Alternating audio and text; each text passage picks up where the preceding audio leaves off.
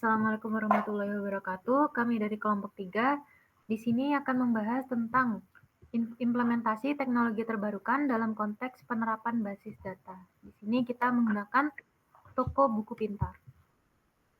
Untuk anggota kelompoknya, di sini ada Rengga Reddy Saputra, 3 digit NIM terakhir 194, Muhammad Tariq Ega Maulana, 3 digit NIM terakhir 198, Talita Alicia Chandranitya, saya sendiri 3 digit NIM terakhir 200, Firas Fulvian Hafiz, 3 digit NIM terakhir 210. Untuk studi literatur, referensi ide toko buku pintar ini diambil dari studi literatur berjudul Perancangan Database Relasional pada Toko Buku Online, yang ditulis oleh Al-Husain, Felita Arianti, Sinu Darwati.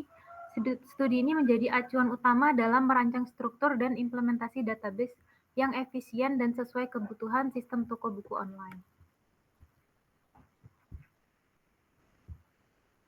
Kemudian untuk permasalahan yang diangkat yaitu pengelolaan stok yang tidak akurat. Pencatatan stok buku masih dilakukan secara manual sehingga sering terjadi ketidaksesuaian antara jumlah stok yang tercatat dan kondisi nyata. Hal ini dapat menyebabkan overstock atau kekurangan stok yang menghambat operasional. Kemudian kesulitannya akses informasi. Proses pencarian data buku atau informasi pelanggan membutuhkan waktu yang lama karena tidak adanya sistem terpusat. Hal ini memperlambat pelayanan kepada pelanggan. Kemudian ketiadaan laporan otomatis, yaitu tidak ada sistem yang dapat menghasilkan laporan penjualan secara otomatis untuk analisis harian, mingguan, atau bulanan. Akibatnya pengambilan keputusan menjadi tidak efisien. Untuk fokus gagasannya, gagasan utama adalah menciptakan sistem basis data modern yang mampu mengintegrasikan seluruh data operasional untuk menghilangkan ketidaksesuaian stok. Kemudian mempercepat pencarian informasi melalui sistem yang terstruktur dan terpusat, dan menyediakan laporan otomatis untuk membantu analisis dan pengambilan keputusan.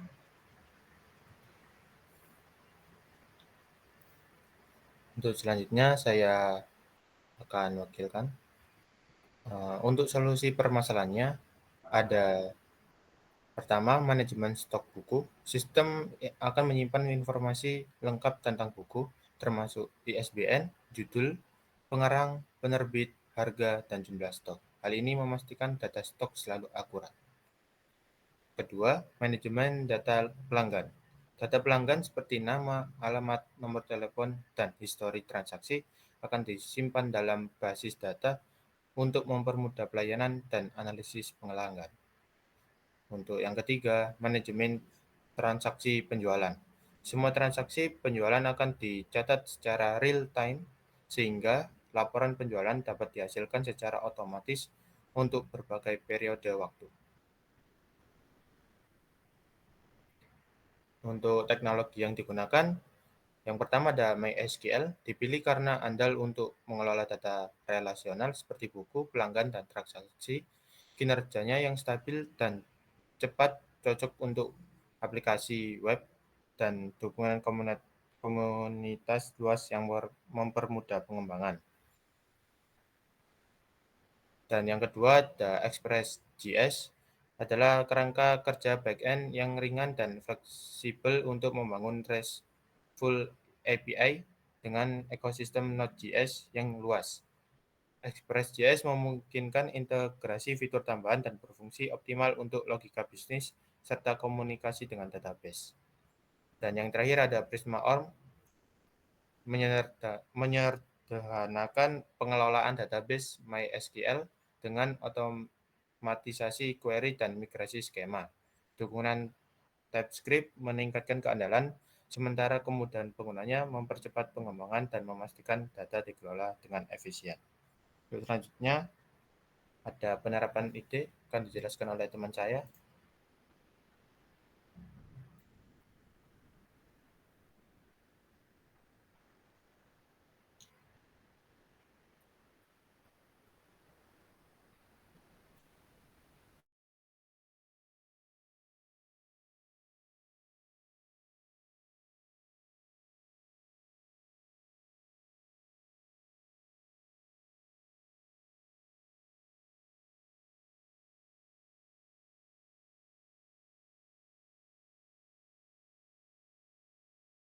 Oke, yang selanjutnya adalah metodologi penerapan dari sistem database yang dipakai untuk program kali ini, yang dimana di sini ada 1, 2, 3, 4, 5, 6, 7, 8 total tabel yang ada di sini beserta entity yang ada di dalamnya, mulai dari kategori yang pertama, yang di mana kategori ada ID dan ada namanya juga.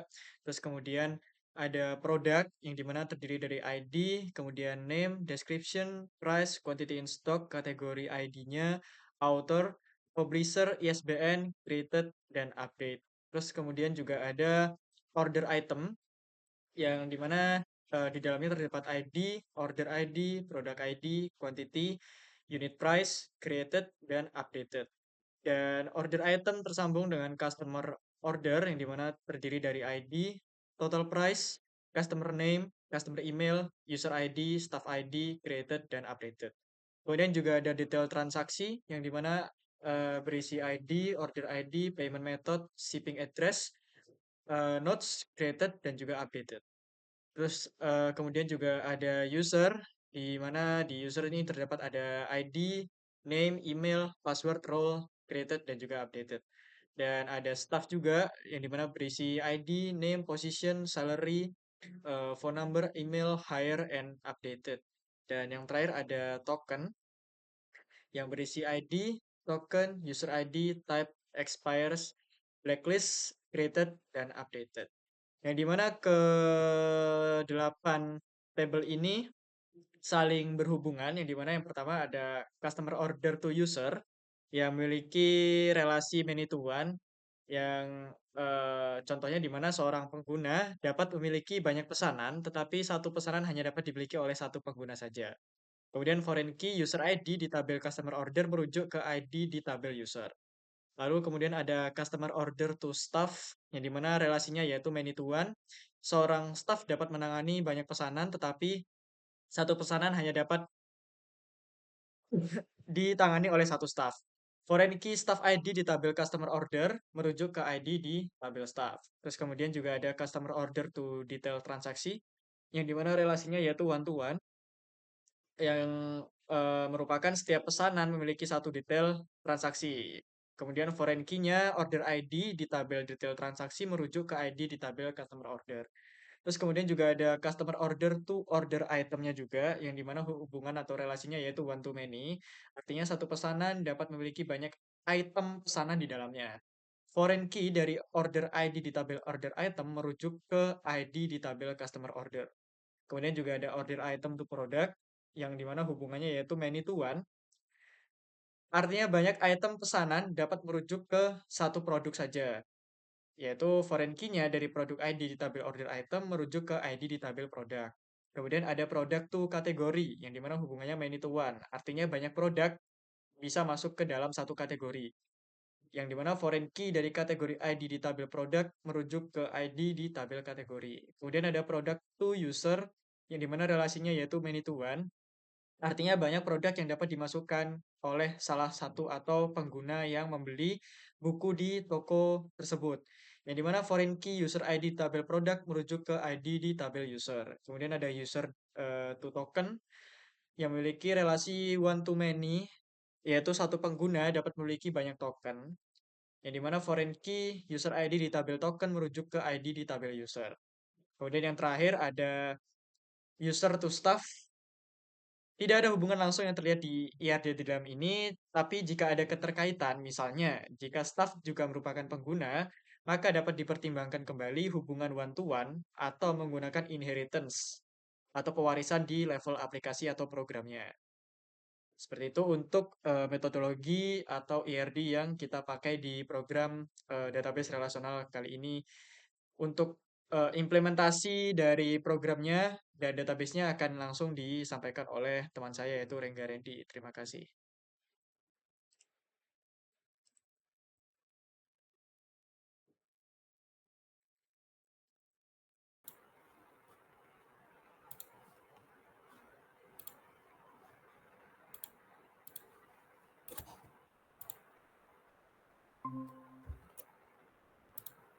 Baik, selanjutnya yaitu implementasi program.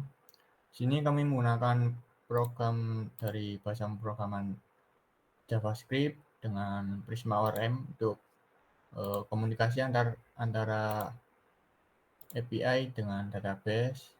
Dengan database-nya menggunakan MySQL. Untuk yang pertama, kita mengisi database URL-nya dengan URL database yang kita miliki. Kemudian yang kedua, kita membuat model dari ERD database yang sudah dibuat tadi. Contohnya di sini yaitu model staff, isi dengan ID, tipe datanya string, kemudian name string, position string, salary dengan float, phone number dengan string, email string, hire at menggunakan tipe data datetime, update at juga datetime. Sini staff nantinya akan berelasi dengan tabel customer order. Untuk model yang lainnya, modelnya akan sama seperti yang ada di IRD yang sudah dijelaskan. Nah, seperti ini. Kemudian setelah membuat model, nanti kalian bisa memasukkan komen npx prisma migrate dev.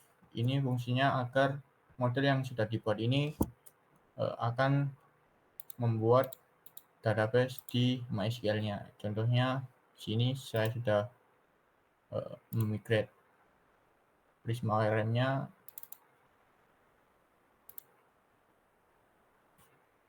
Nah, nantinya akan seperti ini kalau sudah di-migrate.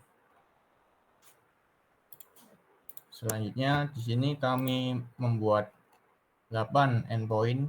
Yang pertama yaitu out, kemudian user, product, kategori, order item, order, detail transaksi, dan staff.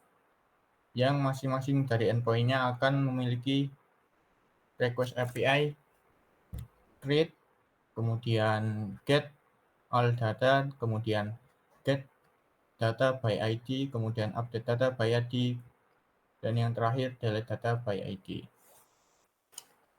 Untuk hasil implementasinya sendiri, kita bisa nge-run server dari kode ini dengan command npm run dev.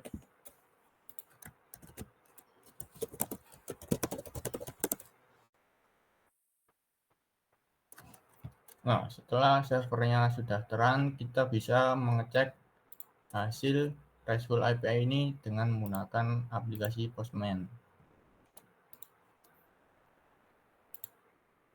Nah, di sini saya akan mencontohkan untuk proses register dengan nama create, emailnya juga create, passwordnya password 1 dengan role admin. Nah, langsung di-set saja. Nah, karena emailnya ada yang sama, kita bedakan.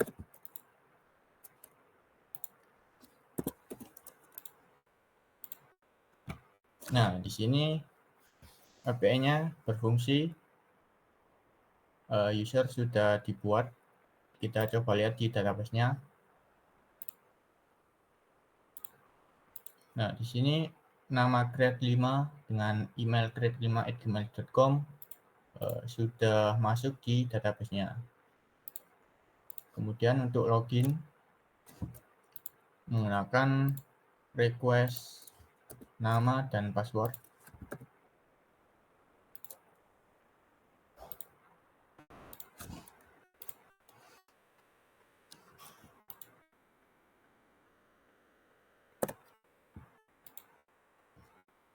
Nah, di sini kita berhasil login dan API-nya akan mengembalikan token untuk login untuk akses API di endpoint yang lain.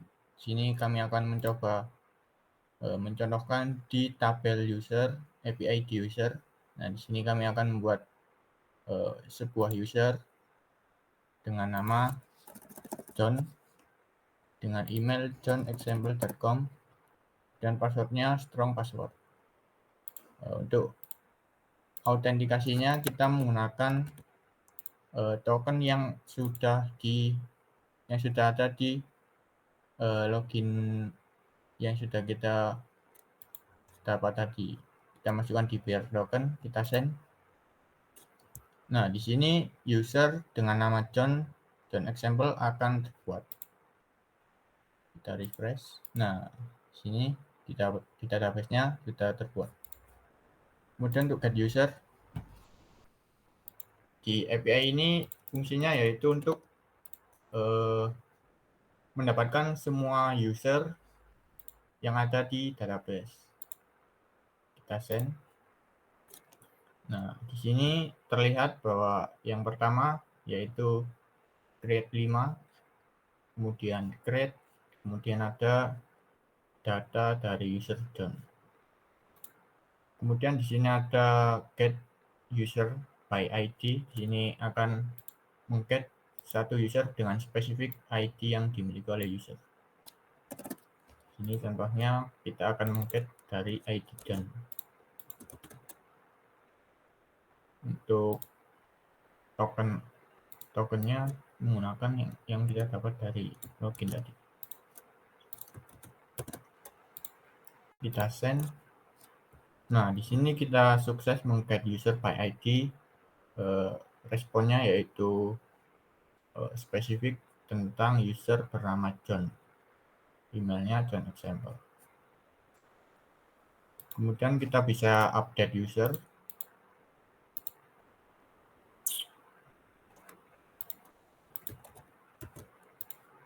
Misalkan kita update namanya menjadi John 2. Emailnya enggak perlu. Emailnya pakai update 2 saja. Passwordnya juga kita update. Role-nya kita jadikan admin sekarang. Oh, autentikasinya jangan lupa ya. Kita pakai token yang kita dapat dari API login tadi. Kita send. Nah, di sini kita bisa lihat responnya yaitu success update user. Kita coba lihat. Nah, di sini langsung berubah di database-nya menjadi John 2. Kemudian kita juga bisa mendelete user by ID. Di sini kita akan coba mendelete user dengan nama create.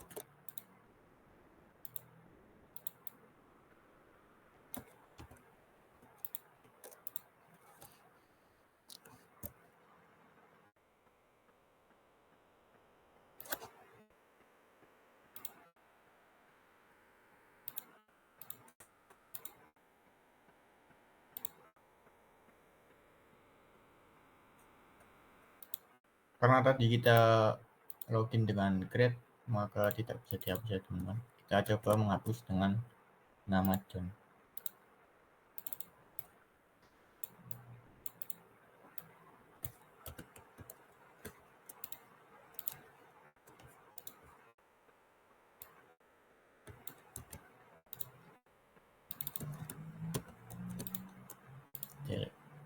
Nah, sini sukses mendelete user dengan nama John. Mungkin yang selanjutnya kita akan coba untuk meng-create saja ya teman-teman, karena endpoint-nya sangat banyak sekali. Yang pertama kita buat contoh kategori. Sini saya akan membuat kategori dengan nama fiksi.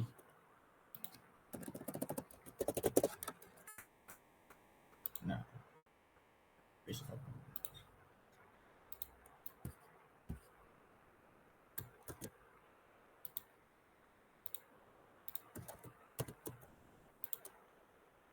Nah, di sini create kategori sukses, maka di database kategori nantinya akan muncul dengan name fiksi.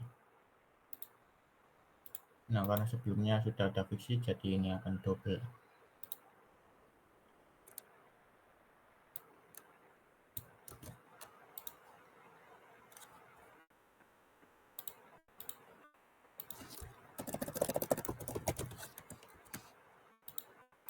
Coba kita update.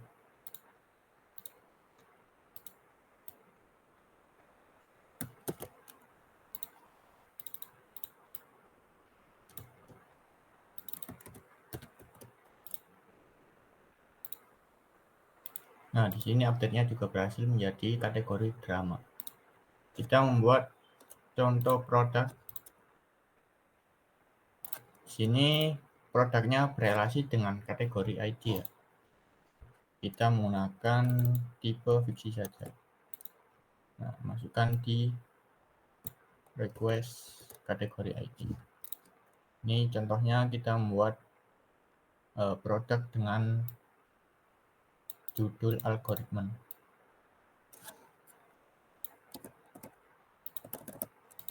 Nah, untuk deskripsinya terserah ya teman-teman. Kemudian price-nya terserah, quantity stock terserah, autornya ini juga terserah, kita isi dengan Tom, dan publishernya kita isi dengan bebas juga, publisher dari penerbit bukunya. ISBN dari bukunya ini juga nantinya harus sesuai dengan ISBN dari penambahan produk buku. Kita coba post.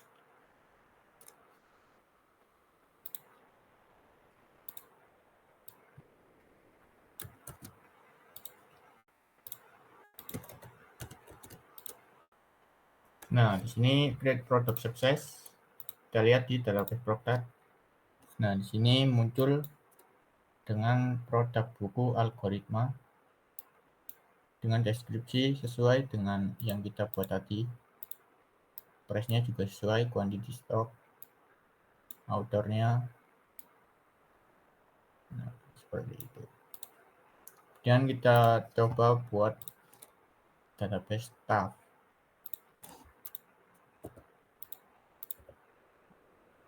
Salarinya, dan phone number dan email.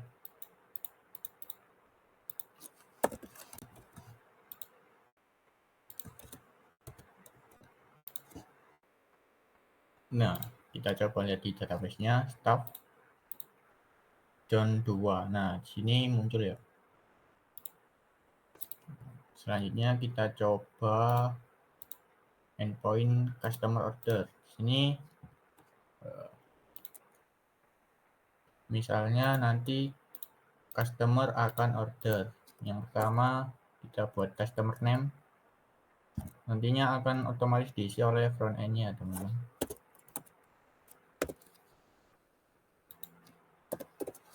Untuk user ID-nya akan berelasi dengan salah satu user yang ada di database. Kita coba dengan relasi grade 5. Masukkan saja di sini. Kemudian staff ID.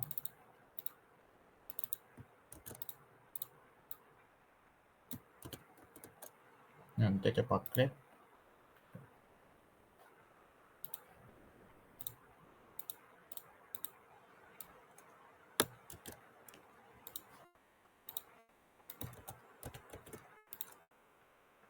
Nah, di sini create customer order sukses ya.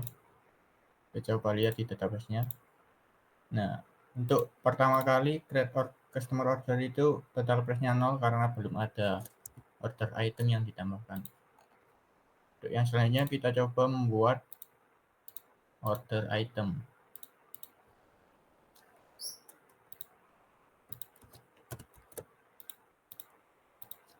Sini order ID-nya kita masukkan di customer order yang baru kita buat. Kemudian produk ID. Sini kita akan membeli produk buku algoritma.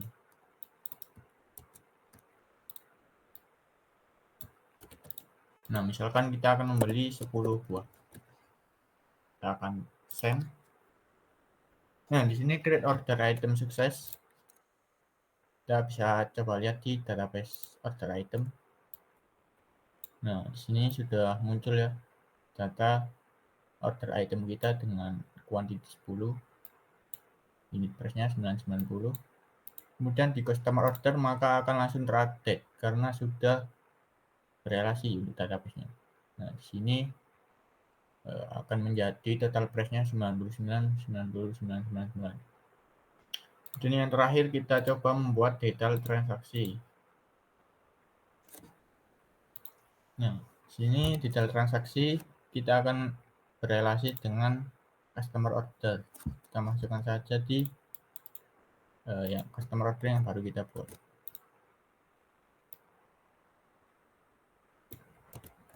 Nah, di sini ada payment method, misalkan nanti pembeli dengan pembayaran cash, kemudian shipping address, dan ada catatan.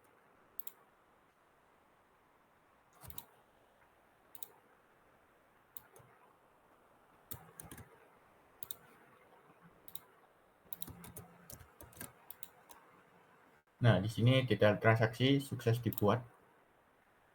Nantinya saat user sudah membayar, maka detail transaksinya akan tercatat di database, sehingga kalau sewaktu-waktu pemilik toko membutuhkan data detail transaksi akan bisa didapatkan. Nah, ini tadi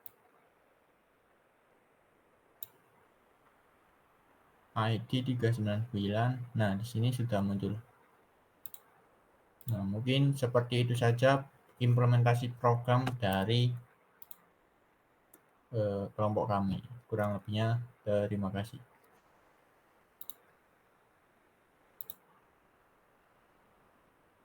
Oke, sekian dari kelompok 5 untuk presentasi final project ujian akhir semester basis data dari studi kasus toko buku pintar. Sekian, terima kasih dari kami.